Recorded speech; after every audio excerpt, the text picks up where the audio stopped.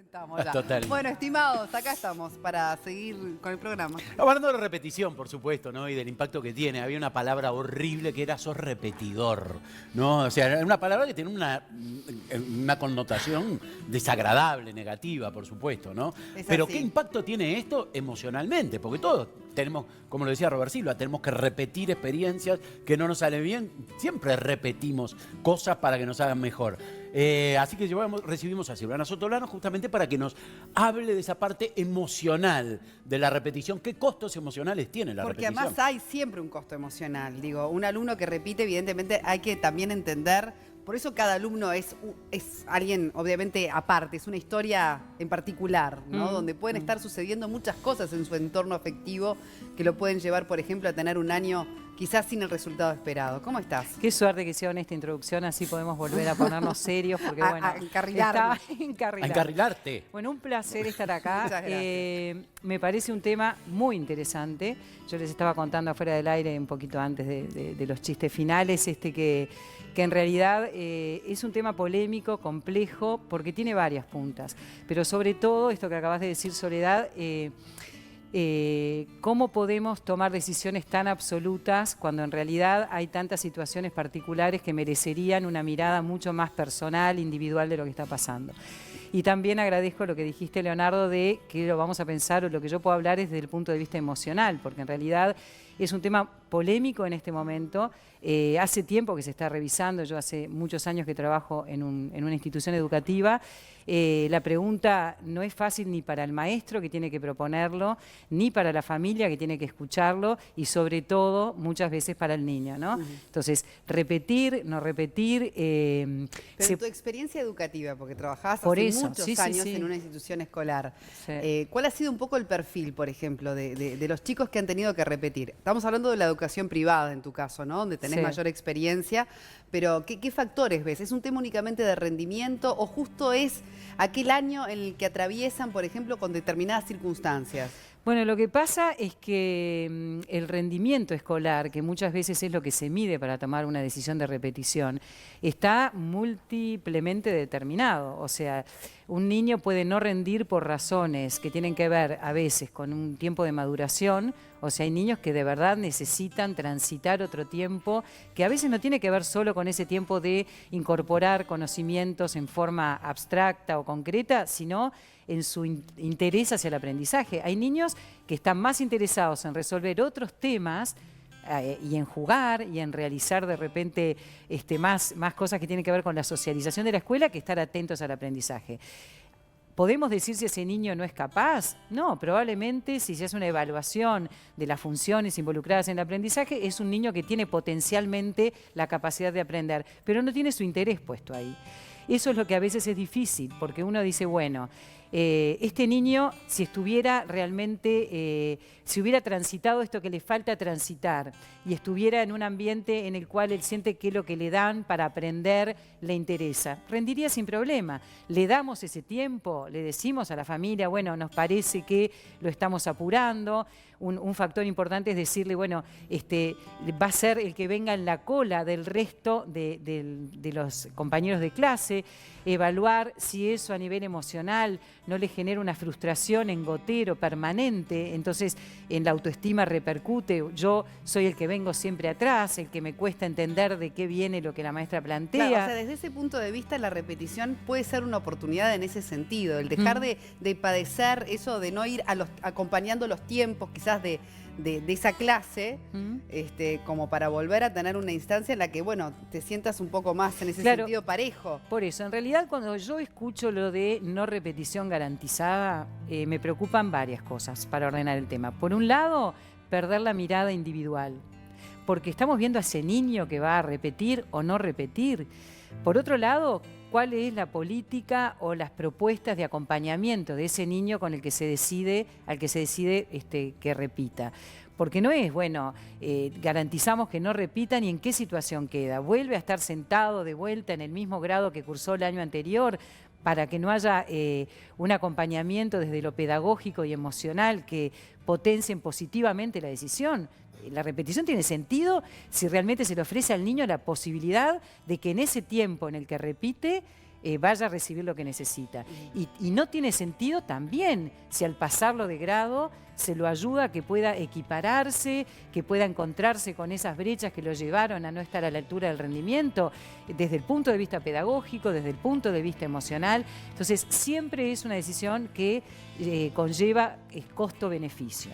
La evaluación de ese costo y de ese beneficio tiene que estar dado por un equipo que tenga una mirada desde diferentes lugares. No es solo la maestra, que a veces puede ser que sienta que fracasó ella y que entonces le cuesta aceptar que su alumno tenga que repetir. No puede ser producto de una política de gobierno, por decirlo de alguna manera, que va detrás de algunos movimientos que están pensando en este momento que lo mejor es no repetir, si no tiene una consistencia en el acompañamiento posterior, sea la decisión que sea. Ahora, ¿no? la repetición es un golpe al sistema familiar, no solo al niño.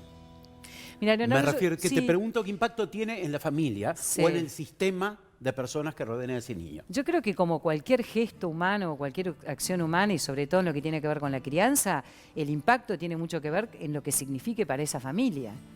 O sea, si para esa familia que su hijo tenga que recursar porque realmente no está emocional, pedagógica y desde otra cantidad de puntos de vista preparado para... A veces son niños que son chicos que están en la línea justa de ingreso en la fecha, entonces realmente son niños chiquitos todavía, que les falta vivir determinadas cosas. Si para esa familia es una frustración, o si es una familia que tiende a sobreproteger a su hijo para que no sufra nada, entonces probablemente ese niño lo sienta como un fracaso enorme. Entonces, la mirada, para empezar, de los adultos que tomamos esa decisión, ni que hablar de los padres cuando reciben esa noticia, para un lado o para el otro, que sea realmente de acompañarlos en que no siempre vamos a estar en el resultado que queremos, pero sí estamos en el camino de solucionarlo. Me parece que esa mirada de potenciar lo positivo de lo que está pasando hace que haya unas mínimas frustraciones que son necesarias. Hemos hablado acá tantas veces que la sobreprotección y tratar de que nuestro hijo no sufra, para empezar, la mayoría de las veces tiene que ver con la proyección de que los padres no se bancan que haya un fracaso, entre comillas, en lo que nuestro hijo hace. Si lo tomamos como un fracaso, el niño realmente lo va a vivir como un fracaso. Si podemos realmente explicarle que hay algunas cosas que no siempre salen como uno cree que va a salir, pero que eso no quiere decir que no las vaya a lograr y que está acompañado desde la escuela y desde la familia para que esto lo supere y lo vaya logrando solucionar, me parece que también lo fortalecemos para otra cantidad de situaciones que se le van a dar en su vida. Que decís siempre, ¿no? Cómo la mirada del adulto condiciona al niño, en la lectura de lo que pasa, ¿no? Eso que decís, si el padre lo vive como un fracaso, entonces se lo vas a transmitir de esa manera. Ahora, si lo ves como en realidad una oportunidad para, bueno, volver a evaluarse, volver a crecer, volver a aprender, puede tener otra mirada. Lo que te quiero preguntar es el tema de la madurez, porque viste que hay muchos condicionamientos que condicionan el aprendizaje de un niño, ¿no? Sí. Como si está el grado de madurez en determinada etapa, problemas que pueden ser de aprendizaje, que a qué edad empiezan en realidad concretamente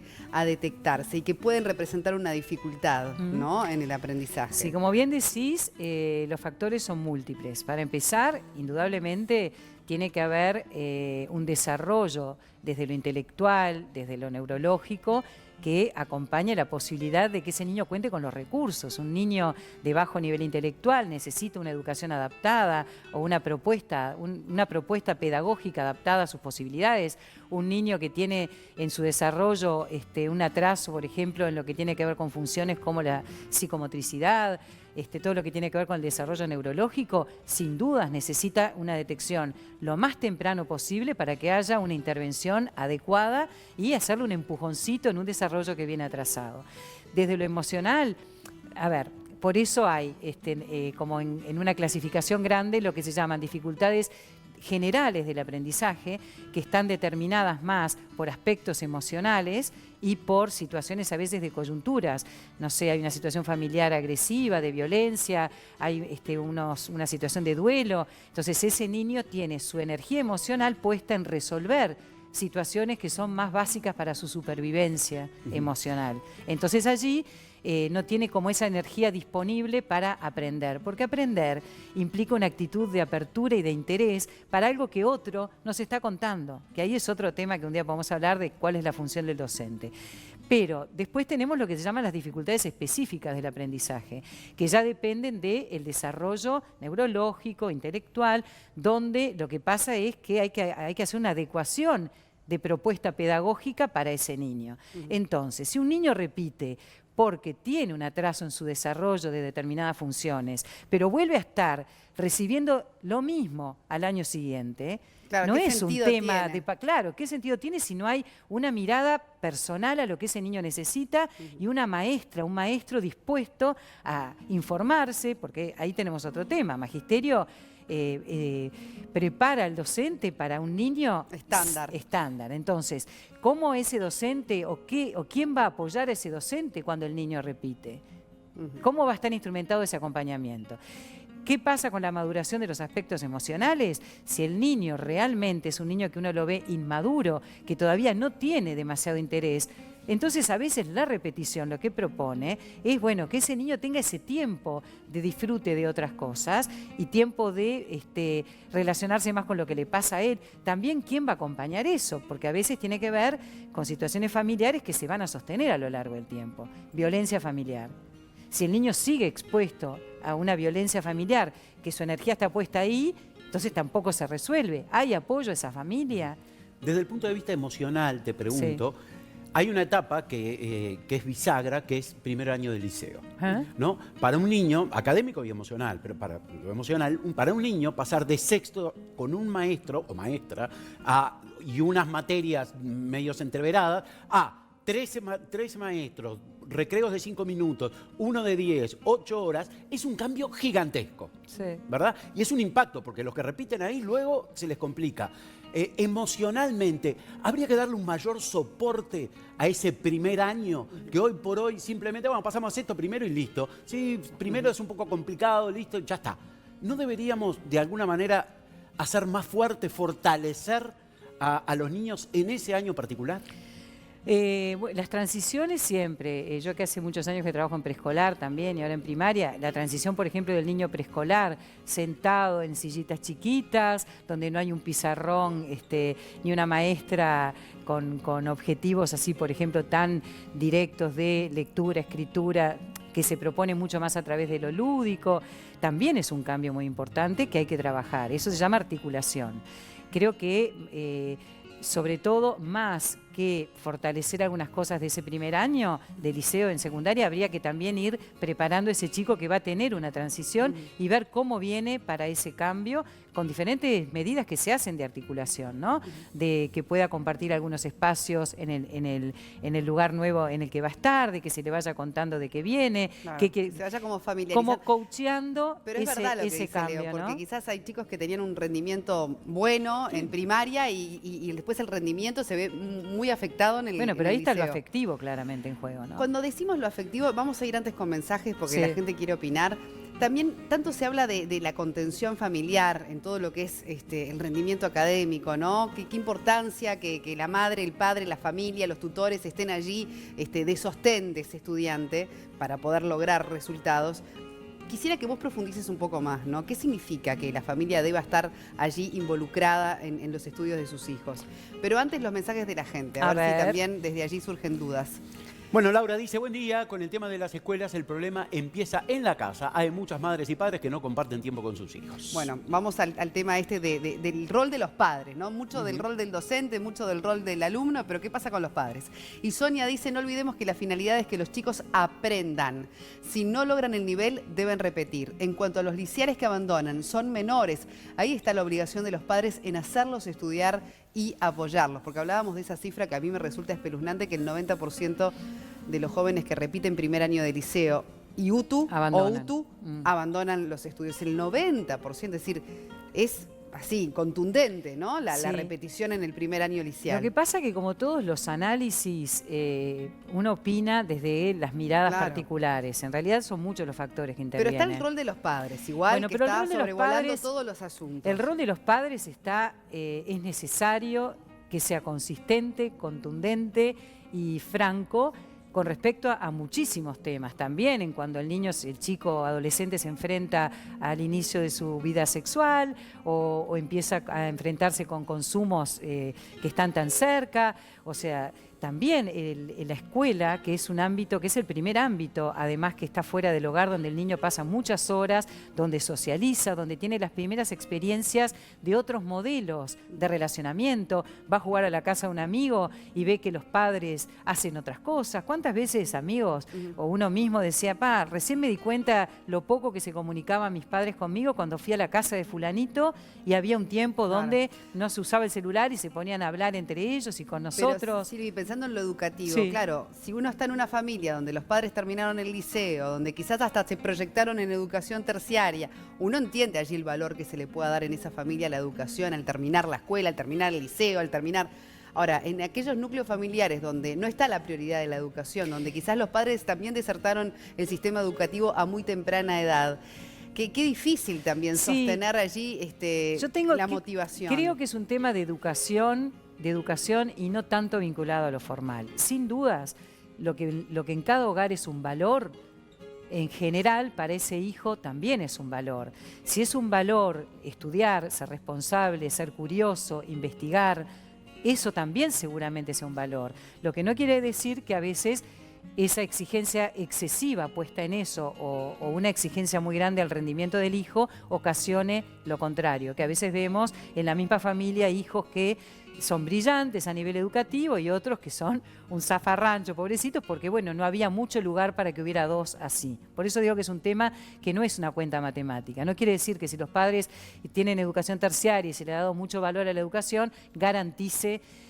Hay algunos temas que garantizan más y que no tienen solo que ver con que mamá y papá sean universitarios, profesionales, excelentes, que es que mamá y papá sean respetuosos de lo que ese hijo va necesitando.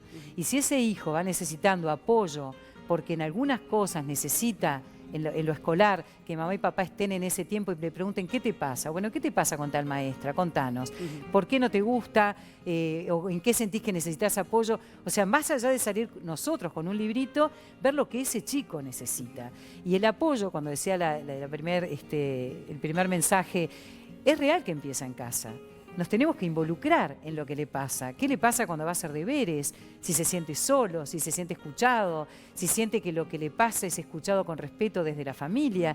Por eso yo lo trasladé también a otros ámbitos, porque no es un hecho aislado. Al que no le importa mucho si su hijo está triste, probablemente tampoco le importe. No digo no le importa mucho porque suena fuerte. Al que no está muy atento a lo que le pasa a su hijo en otras cosas, probablemente tampoco lo esté en lo que le va pasando en la escuela. De hecho, esta investigación... Pero la contención del tutor, del adulto, del padre, de la madre, es fundamental. Otro día vamos a profundizar en el tema del vínculo con las maestras, ¿no? Y también el papel de los padres.